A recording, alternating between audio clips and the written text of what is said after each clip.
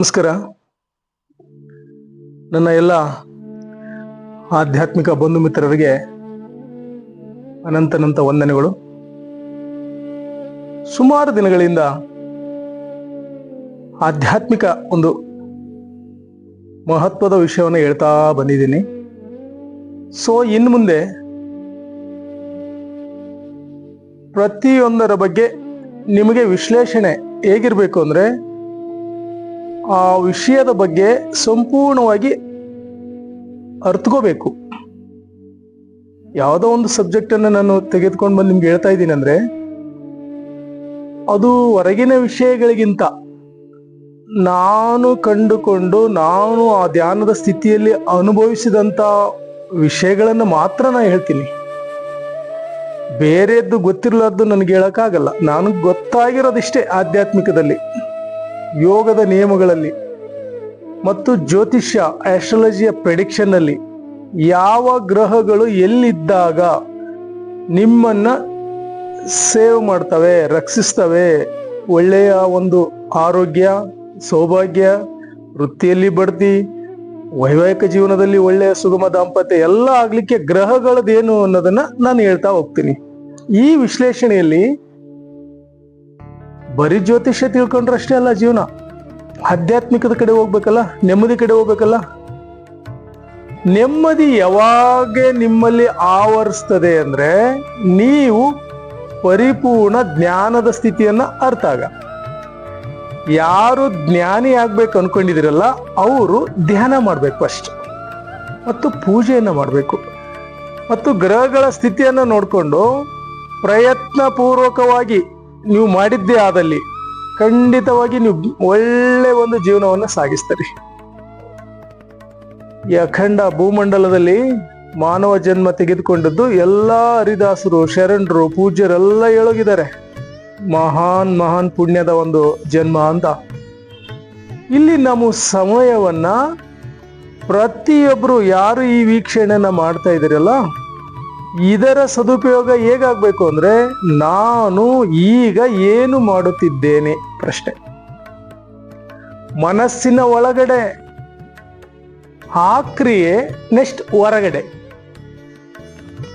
ಎಲ್ಲಿ ನಿಮಗೆ ಗೊಂದಲ ವಾತಾವರಣ ಸೃಷ್ಟಿಯಾಗುತ್ತೋ ಆಗ ನೀವು ನಿಮ್ಮ ಟ್ರಾನ್ಸ್ನಲ್ಲಿ ಇಲ್ಲ. ನೀವು ಯಾವುದೋ ವಿಚಾರವಾಗಿ ಭೂತಕಾಲದ್ದಾದ್ರಾಗಿರ್ಲಿ ಭವಿಷ್ಯ ಕಾಲದ್ದಾದ್ರಾಗ್ಲಿ ಎರಡರ ಮಧ್ಯೆ ಒಳಗಡೆ ಸಿಗಾಕೊಂಡಿದ್ದೀರಾ. ಎಲ್ಲಿ ಮನಸ್ಸು ನೆಮ್ಮದಿಯ ಕಡೆ ಹೋಗುತ್ತೋ ಆಗ ಶಾಂತಿ ಆವರಿಸುತ್ತೆ. ಯಾವಾಗ ಅಹಂಕಾರ ಆಕಾರವನ್ನು ತೆಗೆದುಕೊಳ್ಳುತ್ತೆ ಆಗ ವ್ಯಕ್ತಿಗತವಾಗಿ ಬದಲಾವಣೆಗಳು ಬರ್ತವೆ. ಏನು ಬದಲಾವಣೆ? ಆ ವ್ಯಕ್ತಿಯಲ್ಲಿ ಚೇಂಜಸ್ ನೋಡ್ಬೇಕು. ಒಬ್ರಿಗೆ ನೋಡಿ ದುಡ್ಡು ಬಂದ್ಬಿಡ್ತಾ ಚೇಂಜ್ ಆಗ್ಬಿಡ್ತಾರೆ.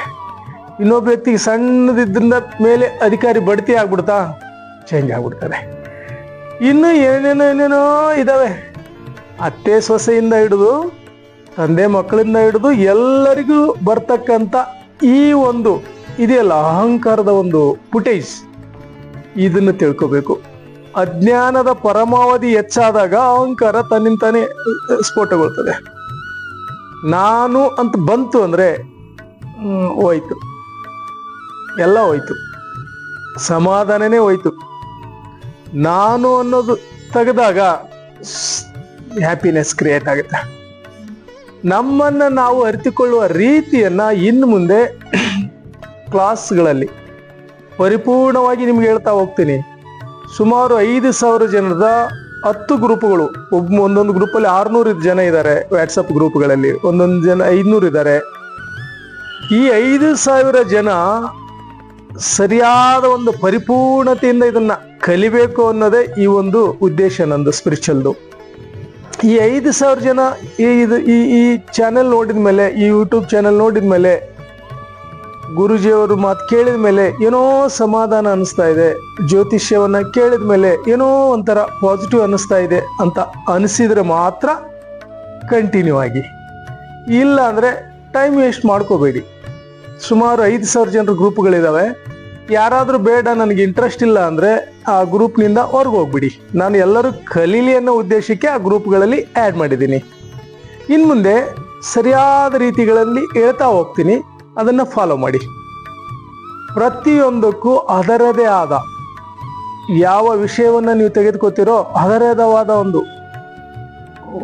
ಒಂದು ನೈಪುಣ್ಯತೆ ಇರ್ತದೆ ಅದರಲ್ಲಿ. ಪ್ರತಿಯೊಂದರಲ್ಲಿ ತೆಗೆದುಕೊಳ್ಳಿ.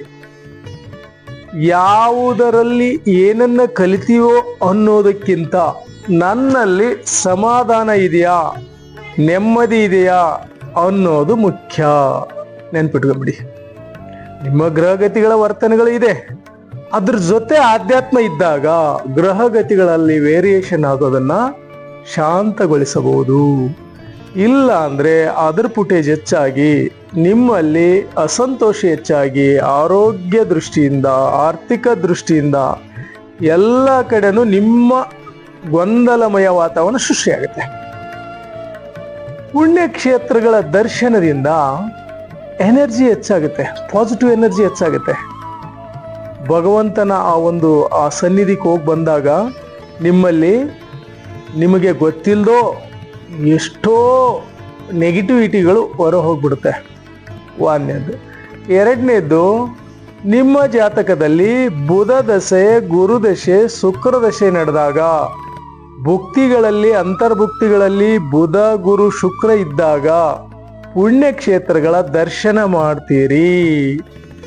ಮೊನ್ನೆ ಒಬ್ರಿಗೆ ಫೋನ್ ಮಾಡಿ ಕೇಳಿದ್ರು, ಅಜ್ಜಿ ಗುರುಗಳೇ ನಮ್ದು ವಯಸ್ಸಾಯ್ತು 70 ವರ್ಷ, ಮಾನಸ ಸರೋವರ, ರಾಮೇಶ್ವರ ಎಲ್ಲ ಕಡೆ ಹೋಗಿ ಬರ್ಬೇಕು ಅನ್ಕೊಂಡಿದೀವಿ, ಆಗ್ತಾನೆ ಇಲ್ಲ ಗುರುಗಳೇ, ಏನಿದ್ರು ವೈಶಿಷ್ಟ್ಯತೆ ಅಂದಾಗ ಅವರ ಜಾತಕವನ್ನು ನೋಡಿದಾಗ ಕಂಡು ಬಂದಿದ್ದು, ನೆಕ್ಸ್ಟ್ ಈ ಸಂಕ್ರಮಣಕ್ಕೆ ಶನಿ ದಶೆ ಮುಕ್ತಾಯವಾಗುತ್ತೆ, ಆಗ ಬುಧ ದಶೆ ಪ್ರಾರಂಭವಾಗುತ್ತೆ, ಅವರು ಪುಣ್ಯಕ್ಷೇತ್ರಗಳ ದರ್ಶನ ಮಾಡುತ್ತಾರೆ. ಇದು ಶತಸಿದ್ಧ. ಶನಿ ರಾಹು ಕೇತು ದಶೆಗಳು ಶುರುವಾದಾಗ ಮನುಷ್ಯ ಗೊಂದಲದಲ್ಲಿ ಹೆಚ್ಚು ಬೀಳ್ತಾನೆ. ಎಷ್ಟು ಗೊಂದಲ ಅಂದ್ರೆ, ಏನ್ ಭಗವಂತ ಇಷ್ಟು ಕಷ್ಟ ಕೊಟ್ಬಿಟ್ಟ ಅನ್ನುವಷ್ಟು ಗೊಂದಲ ಇರುತ್ತೆ. ಅದೇ ಬುಧ ಗುರು ಶುಕ್ರ ದಶೆ ಸ್ಟಾರ್ಟ್ ಆದಾಗ ಪುಣ್ಯಕ್ಷೇತ್ರಗಳ ದರ್ಶನ, ಆಧ್ಯಾತ್ಮಿಕ ಪ್ರವಚನ ಕೇಳೋದು, ಧ್ಯಾನ ಮಾಡೋದು, ಯೋಗ ಮಾಡೋದು. ಪತಂಜಲಿ ಮಹರ್ಷಿಗಳು ಹೇಳಿದ್ದಾರೆ, ನಿಮ್ಮ ಗ್ರಹಗತಿಗಳು ಮತ್ತು ನಿಮ್ಮ ಅಲ್ಲಿ ಪುಣ್ಯ ಹೆಚ್ಚಾದಾಗ ಮಾತ್ರ ನನ್ನ ಕಡೆ ಬರ್ತೀರಿ ಅಂತ ಮಹರ್ಷಿಗಳು ಹೇಳಿದ್ದಾರೆ, ಪತಂಜಲಿ ಮಹರ್ಷಿಗಳು.